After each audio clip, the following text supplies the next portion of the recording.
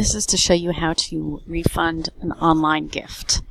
So any gift that comes from our website can be refunded directly from Salesforce. And the way you know that it came from our website, generally speaking, you could quickly look at the batch number, and it'll always start with CON. And so this one is.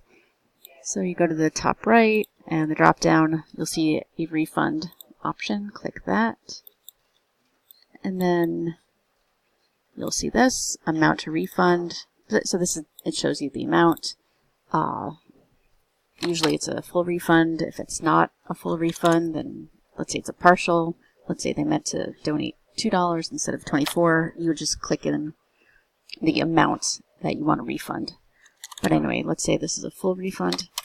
And then reason for refund, hopefully it fits one of these options. If not, no big deal. And then click to refund. I'm not going to do it, but that would be the final step. I'm going to click back.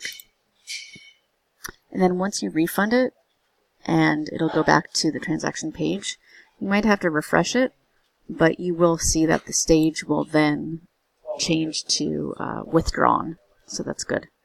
And so that's the only step that you need to do, is to press the refund button up here and go through the steps on the next page.